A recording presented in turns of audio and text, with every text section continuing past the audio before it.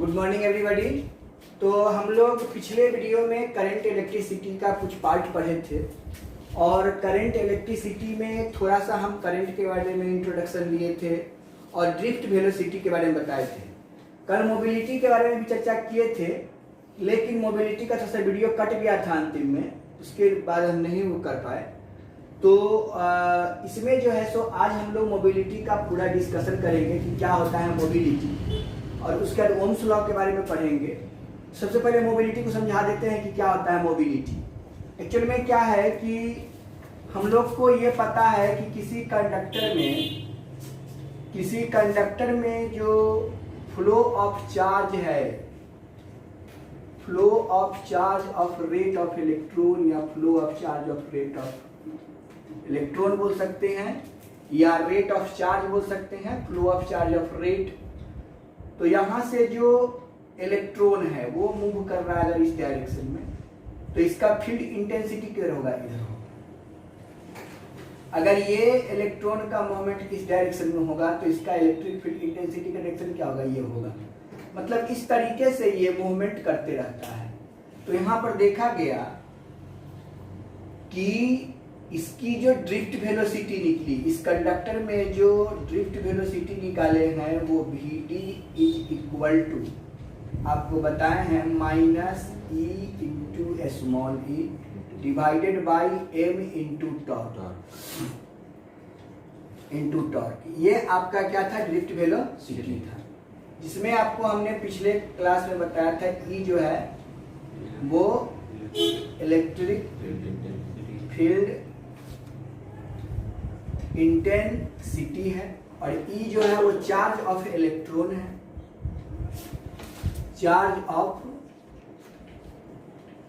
Electron है, और M जो है वो मास है, और टॉर्क जो है वो टाइम पीरियड है या टाइम है। तो ये टर्म था आपका ड्रिफ्ट वेलोसिटी का। अब हुआ ऐसा कि ये जो मूवमेंट कर रहा था वो आप देख सकते हो कि इलेक्ट्रिक फील्ड इंटेंसिटी के अपोजिट डायरेक्शन में, तो इलेक्ट्रिक फील्ड के अपोजिट डायरेक्शन में मूव कर रहा है, तो क्या बना, ड्रिफ्ट वेलोसिटी। और इसी ड्रिफ्ट वेलोसिटी को जब आप इलेक्ट्रिक फील्ड इंटेंसिटी के टर्म में अगर पर यूनिट निकालते हैं कि एक यूनिट में कितना, एक यूनिट में इस कंडक्टर के एक यूनिट में कितना वेलोसिटी निकलेगा, उस वेलोसिटी को हम लोग मोबिलिटी कहते हैं। तो हम लोगों ने क्या देखा कि Vd बाई E, यानी कि अगर आप देख सकते हो कि मोबिलिटी क्या होता है, समझने का चीज है कि अगर E इलेक्ट्रिक फील्ड इंटेंसिटी में Vd ड्रिफ्ट वेलोसिटी उत्पन्न होता है, तो यूनिट इलेक्ट्रिक फील्ड इंटेंसिटी में क्या उत्पन्न होगा, Vd बटा E। और यही एक यूनिट इलेक्ट्रिक फील्ड इंटेंसिटी का जो मान होता है किसी कंडक्टर में, वही आपका क्या कहलाता है, मोबिलिटी कहलाता है। यानी इसी को हम मोबिलिटी कहते हैं, Vd बटे E। मतलब आपको समझ में आ गया होगा कि यहां से आपको दिख रहा है कि ये क्या होगा, ड्रिफ्ट वेलोसिटी, और ये हो गया इलेक्ट्रिक फील्ड इंटेंसिटी। तो इसको हम लोग पढ़े ड्रिफ्ट वेलोसिटी, और इसको पढ़े इलेक्ट्रिक फील्ड इंटेंसिटी, और इस बटा के चिन्ह को पढ़ते हैं पर यूनिट। तो डिफिनीशन क्या निकल गया कि ड्रिफ्ट वेलोसिटी पर unit electric field intensity is called mobility. तो अब वही चीज हम लिखे हैं यहाँ पर, मोबिलिटी का डिफिनीशन कि the mobility is defined as drift velocity, drift velocity पर unit electric field intensity is called mobility, it's denoted by mu, that is mu is equal to Vd बटे E। तो अब देखिए कि Vd बटे इसका दूसरा रूप क्या हो सकता है कि mu is equal to, Vd के जगह पर क्या पता है, minus e into small e into torque by m divided by electric field intensity. Electric field intensity से इलेक्ट्रिक फील्ड इंटेंसिटी कट गया, तो mu is equal to minus e into torque by m हो गया। और ये हो गया बोथ साइड अगर टेकिंग मैग्नीट्यूड ले लीजिएगा तो क्या हो जाएगा, बोथ साइड टेकिंग मैग्नीट्यूड तो म्यू का mod is equal to minus e into torque by m का मॉड, तो म्यू इजिकल टू कितना हो जाएगा, e into torque by m. ये हो गया। अब यहां पर आप देख सकते हो कि ये तो आपका क्या है, चार्ज ऑफ इलेक्ट्रॉन है, ये टॉर्क है और ये मास है। तो इसका यूनिट क्या हो सकता है, अगर इसका यूनिट देखेंगे तो क्या हो जाएगा, यूनिट ऑफ म्यू। तो मान रखिए चार्ज के लिए हम लोग क्या जानते हैं, आई इंटू टी, टॉर्क के लिए क्या जानते हैं, into t, divided by mass के लिए क्या जानते हैं, एम। अब बताइए कि I t square divided by m, तो इसी को लिख सकते हैं m के पावर -1, t के पावर 2 और i के पावर 1। क्योंकि देखिए आपको पता होगा फॉर्मूला आपको हम बताए हैं कि I इजिकल टू होता है Q बाई टी, तो Q इजिकल टू कितना हो गया, I इंटू टी। तो वही Q के जगह पर जो यहाँ E है वह E क्या है, Q है, चार्ज है, तो इसीलिए हमने क्या लिखा, I इंटू टी लिख दिए। और यहाँ पे टॉर्क क्या है, टाइम, तो इसीलिए इसको T लिख दिए। तो T में T से मल्टीप्लाई करेंगे तो T स्क्वायर हो जाएगा, और यहाँ पर M है तो नीचे में रहता है तो ऊपर में जाके -1, और यहाँ पर T स्क्वायर और यहाँ पे I, तो इसको इस फॉर्म में लिख दीजिएगा।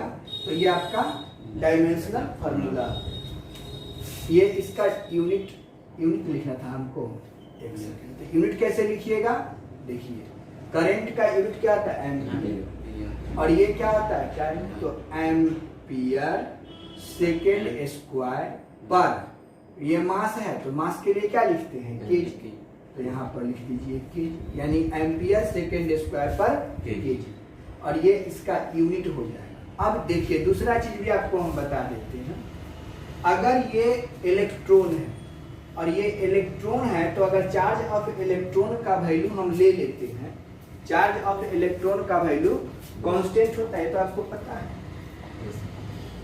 कि चार्ज ऑफ इलेक्ट्रॉन का वैल्यू कांस्टेंट होता है।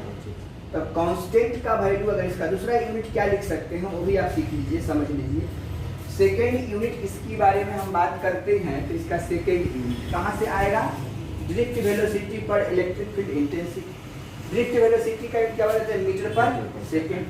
तो भाई चलिए, तो ये हो गया इसका मोबिलिटी का दूसरा unit, unit of mu is equal to, इसका हो गया मीटर पर सेकेंड।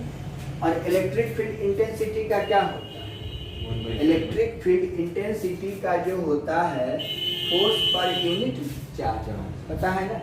तो इसके लिए हम लोग लिख देंगे, फोर्स के लिए होता है न्यूटन और चार्ज के लिए होता है कूलम। क्लियर है, कोई दिक्कत। अब इसका सॉल्यूशन करेंगे तो क्या आ जाएगा, मीटर पर सेकेंड गुना कूलम, ऊपर चल जाएगा, न्यूटन नीचे आ जाएगा, तो metre coulomb per second newton हो जाएगा। और इसका यूनिट आपका ये हो जाएगा। इसका नेक्स्ट भी यूनिट आप लिख सकते हैं, यानी कि जिस फॉर्म में आपको लिखना होगा उसका यूनिट लिखाते हुए चला जाएगा। और भी हम आपको बताते हैं कि इसकी यूनिट कैसे हम लोग लिखेंगे, क्या करेंगे। अब आप लोगों को इसका डायमेंशनल फार्मूला भी बता देते हैं 1 मिनट में। चलिए, इसको मन करता है कि सर हम दूसरे रूपों में भी देखें इसका। न्यूटन के लिए तो आपको पता है, न्यूटन जो होता है वो फोर्स का यूनिट होता है, और फोर्स का एमकेएस में क्या लिखते हैं वो देख लीजिए। थर्ड यूनिट, इसका फर्स्ट फॉर्म ये हुआ, सेकेंड फॉर्म ये हुआ, थर्ड फॉर्म देख लीजिए।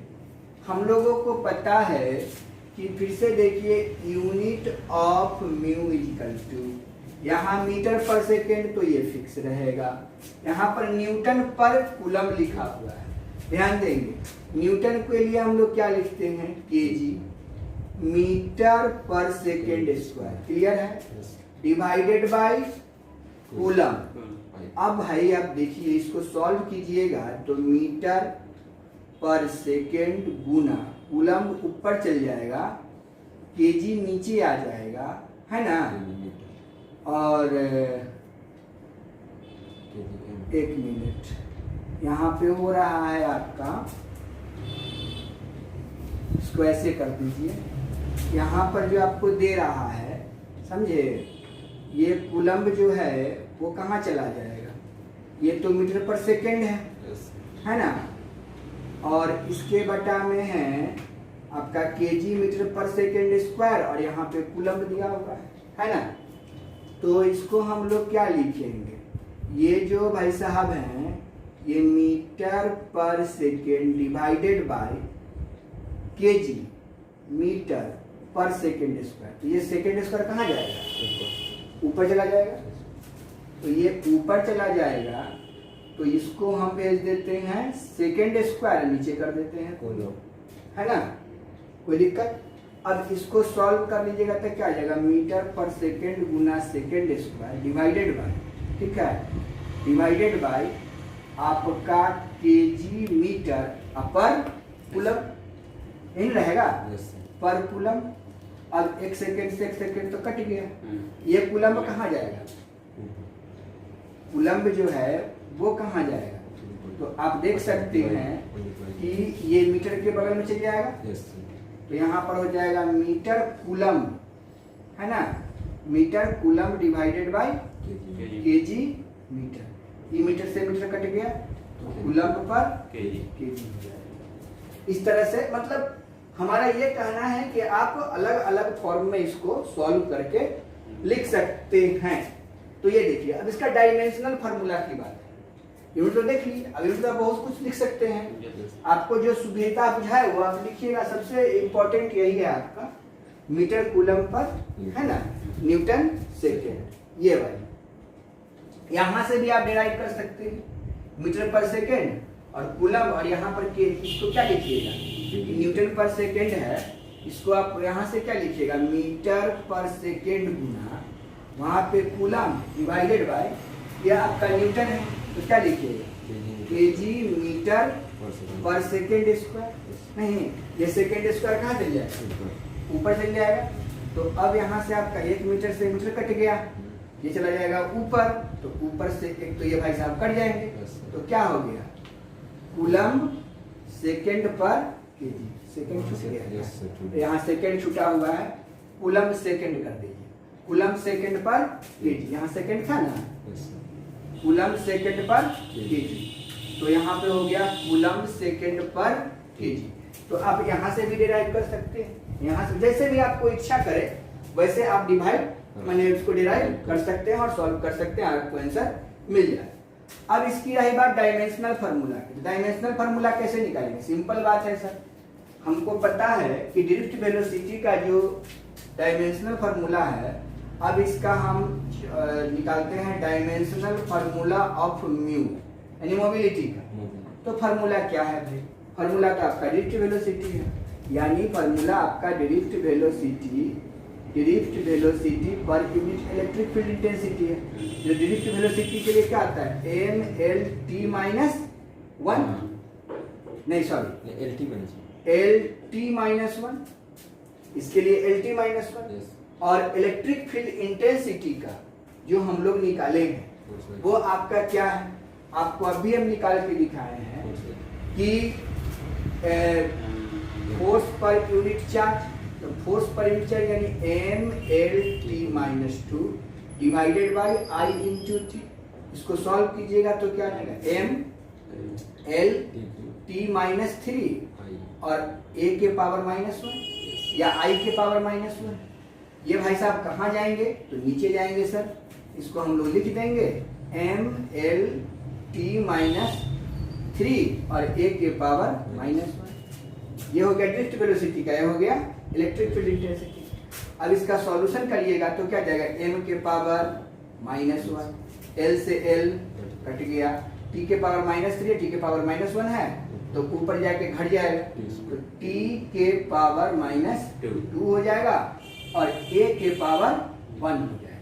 और ये आपका मोबिलिटी का डायमेंशनल फार्मूला हो गया। तो डायमेंशनल फार्मूला ऑफ मोबिलिटी समझ में आ गया? ये वाली भी समझ में आया? t, अच्छी बात है, t के पावर -3 है और ये ऊपर जाएगा तो +3 हो जाएगा, सॉरी +2 हो जाएगा। m के पावर -1, t के पावर 2 और a के पावर 1। तो इस तरीके से हम लोग क्या देख लिए, इसका डायमेंशनल फार्मूला देख लिया। तो आपने यूनिट देख लिया, डायमेंशनल फार्मूला देख लिया, इसका अलग अलग रूप देख लिया और डिफिनीशन भी क्लियर हो गया। यानी कि अगर आपसे पूछता है, कुछ नहीं याद करना है, ड्रिफ्ट वेलोसिटी पर unit electric field intensity is called mobility, it's denoted by mu, है ना। और इसका यूनिट निकालने के लिए कहेगा तो इसी के आधार पे सारा उसका यूनिट निकल जाएगा, डायमेंशनल फार्मूला निकल जाएगा। और अगर आपको बारीकी से समझना है तो सिंपल यही बोलिएगा कि flow of rate of charge in any conductor per unit, है ना, पर unit electric field intensity is called mobility. ठीक है, तो उस तरीके का भी डिफिनेशन हम लिख सकते हैं। यानी कि तो आपने देख लिया कि किस तरीके से हम इसको डिराइव कर सकते हैं, सॉल्व कर सकते हैं और फॉर्मूला भी अलग अलग निकाल सकते हैं। अब एक आपके मन में बात उठ रहा होगा कि सर ड्रिफ्ट वेलोसिटी का यही फार्मूला होगा या और भी कुछ हो सकता है? बहुत हो सकता है। अब इलेक्ट्रिक फील्ड इंटेंसिटी का फार्मूला यहाँ डाल दीजिएगा, देखिए नया फार्मूला बन जाएगा। यहाँ चार्ज के लिए E है, इलेक्ट्रॉन है, वहां पे आप चार्ज रख सकते हैं Q, और Q के जगह पर आप मान रख सकते हैं, तब भी हो जाएगा। Q इक्वल टू NE रख सकते हैं, तब भी हो जाएगा। मतलब इसका भी बहुत सारा फॉर्म हम लोग निकाल सकते हैं। तो different form of drift velocity या मोबिलिटी को भी आप सॉल्व करके निकाल सकते हैं। थोड़ा सा एग्जांपल में आपको समझा दूं कि ड्रिफ्ट वेलोसिटी का फार्मूला तो हम लोग को पता है। ड्रिफ्ट वेलोसिटी का फार्मूला आपका क्या है? तो -E है इंटू कैपिटल E है into torque by drift velocity है। अब ये ड्रिफ्ट वेलोसिटी है भाई साहब, तो इसके लिए हम लोग क्या यूज कर सकते हैं? ये आपका फोर्स पर यूनिट चार्ज, ठीक है। फोर्स पर यूनिट जब चार्ज हो सकता है तो फोर्स पर यूनिट इलेक्ट्रॉन भी हो सकता है। अब फोर्स पर यूनिट इलेक्ट्रॉन होगा तो यहाँ पे मान रख सकते हैं, तो क्या आ जाएगा -E into force per unit electron into torque by m, और ये से ये कट गया। तो फार्मूला क्या बन गया? F into torque by m। यानी कि अगर किसी न्यूमेरिकल में फोर्स, टॉर्क और मास दिया हुआ हो तब भी हम ड्रिफ्ट वेलोसिटी निकाल सकते हैं। अब रही कि फोर्स जब हो गया तो इलेक्ट्रोस्टैटिक्स फोर्स का फार्मूला भी यहाँ पर दे सकता है, तब भी हम उसका यूज कर लेंगे। मास इंटू एक्सीलरेशन के रूप में दे सकता है, तब भी यूज कर लेंगे। मास ऑफ इलेक्ट्रॉन देगा तब भी यूज कर लेंगे। मतलब मेरा ये कहना है कि अगर ड्रिफ्ट वेलोसिटी में जो जो टर्म का यूज हो रहा है और उससे नया नया फार्मूला का निर्माण हो रहा है, तो थोड़ा न्यूमेरिकल बनाने के समय हमको दिमाग लगाना पड़ेगा और इसको सॉल्व कर लेना होगा। अब मान लीजिए कि इसमें नंबर पूछ रहा है कि कितने नंबर ऑफ इलेक्ट्रॉन जो है इस ड्रिफ्ट वेलोसिटी में वर्क करेंगे, वो पूछती। तो अब सिंपल बात है कि हम E के जगह पर क्या यूज करते हैं? आपको पता है कि charge of electron 1.6, charge of electron जो होता है यहाँ देखिए 1.6 होता है, लेकिन Q इक्वल टू क्या फॉर्मूला होता है? N। तो जब ये E है तो ये तो चार्ज है,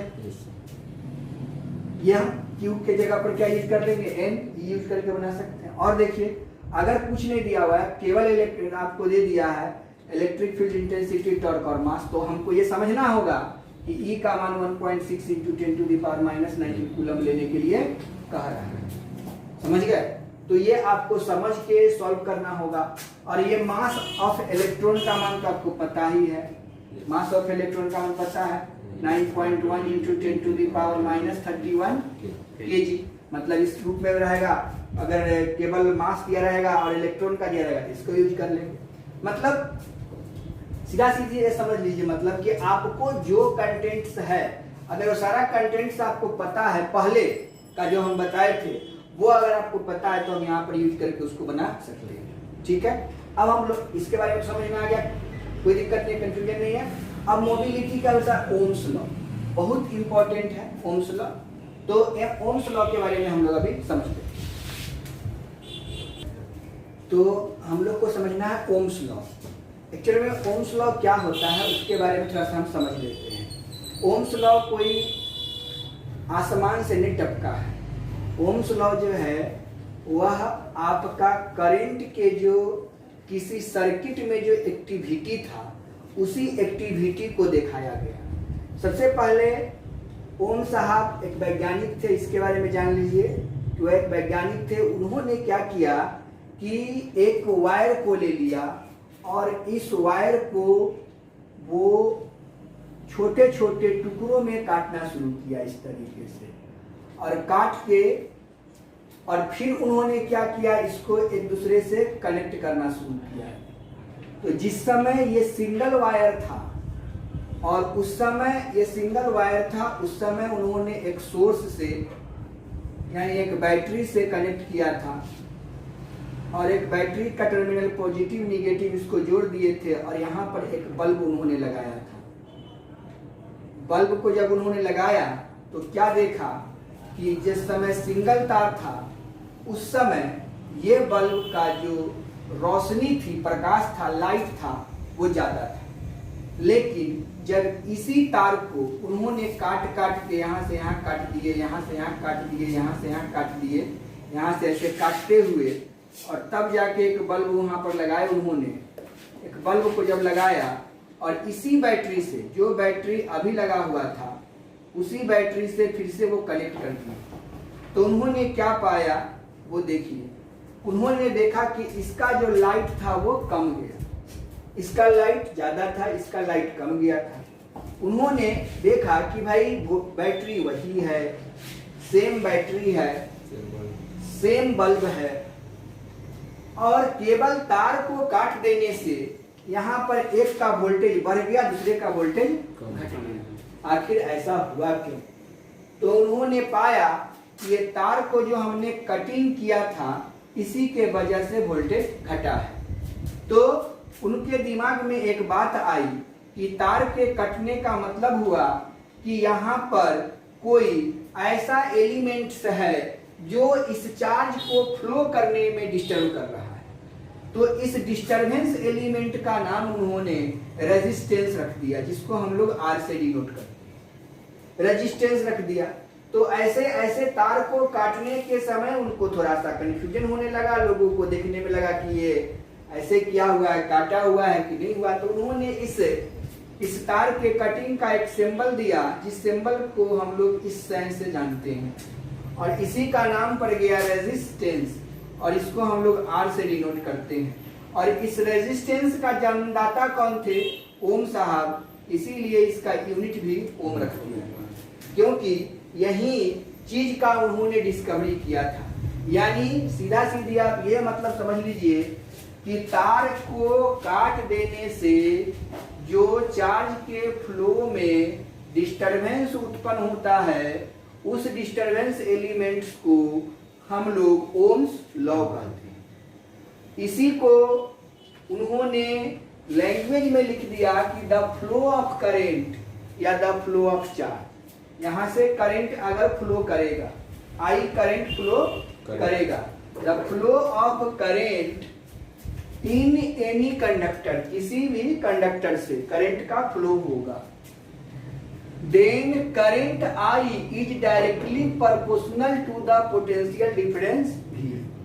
यानी कि अगर करंट को घटा दीजिएगा तो वोल्टेज घट जाएगा, करंट को बढ़ा दीजिएगा तो वोल्टेज बढ़ जाएगा, डायरेक्टली प्रोपोर्शनल हो रहा है।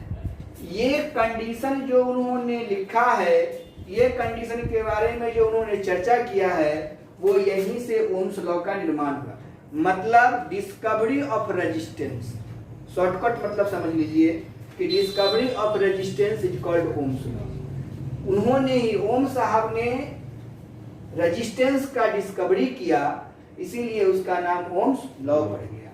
तो अब यहाँ पर इस लैंग्वेज के आधार पर क्या मिला कि I is directly proportional to V। जब इसको इंटरचेंज किया गया तो बन गया V is directly proportional to I। Directly proportional को हटाने के लिए क्या लगाया जाता है? कांस्टेंट। तो ये कांस्टेंट के रूप में यहाँ पर क्या चीज का निर्माण हुआ? रेजिस्टेंस का। यानी यही इसी को हम लोग क्या पढ़ेंगे, कांस्टेंट पढ़ेंगे। तो r इंटू आई, तो इसी को लिख दिएगा v is equal to according to competitive law r into I कीजिए चाहे i इंटू r कीजिए, कोई फर्क पड़ेगा नहीं, तो v is equal to I into R लिखा गया। अब यहाँ से ये जो v is equal to I into R निकल गया, ये ओम्स लॉ नहीं है। v is equal to I into R जो निकला ये ओम्स लॉ नहीं है। ओम्स लॉ है कौन सी, तो किसका खोज हुआ, रेजिस्टेंस का। तो रेजिस्टेंस यहाँ से निकाल दीजिए, तो लिखेंगे कि since v is equal to I into R, hence r equal to क्या आ जाएगा, v बाई आई। तो यहाँ से क्या मिल गया कि resistance is directly proportional to v and resistance is inversely proportional to I. ये जो लॉ निकला, this law is said to be Ohm's law. This law is said to be Ohm's law. Ohm's law, और ये law जो बन गया वो Ohm's law बन गया। यानी हमने किसके बारे में खोज किया, रेजिस्टेंस के बारे में। और रेजिस्टेंस क्या है, कांस्टेंट है। यूनिट ऑफ रेजिस्टेंस क्या हो गया, यूनिट ऑफ रेजिस्टेंस जो होता है वो ओम होता है, समझे।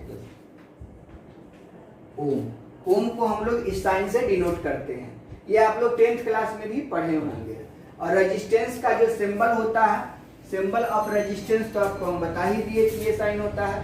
तो जहां भी अगर रेजिस्टेंस की बात करेगा तो हम इस तरीके से सिंबल से रिप्रेजेंट कर देंगे, और ये आपका ओम्स लॉ हो गया। ओम्स लॉ का ही देन है कि हम लोग सर्किट का निर्माण कर सके। ओम्स लॉ का ही देन है कि हम लोग दो या दो से अधिक वायर को एक दूसरे से कनेक्ट कर सके।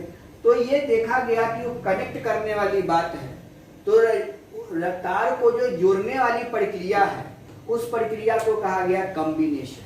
और वहीं से बन गया कि जो कॉम्बिनेशन है वो कैसे किया जाए। तो कॉम्बिनेशन में दो तरीके के उनके दिमाग में आया बात, एक तो ऐसे सीधा सीधा तार को जोड़ने वाली बात आई, और दूसरा जो है सो इसके नीचे नीचे करके जोड़ने के, नीचे नीचे करके जोड़ने का भी प्रक्रिया उनके दिमाग में बात आई।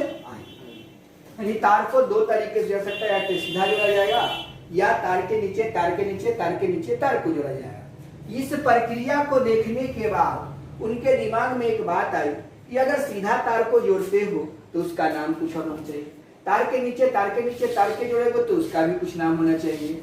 तो उन्होंने एक्चुअल में ये पैरेलल हो जरूरी नहीं है, हम लोग देखते हैं। तो इसके आधार पर उन्होंने दो कॉम्बिनेशन का निर्माण कर दिया, एक सीरीज कॉम्बिनेशन, दूसरा पैरेलल कॉम्बिनेशन।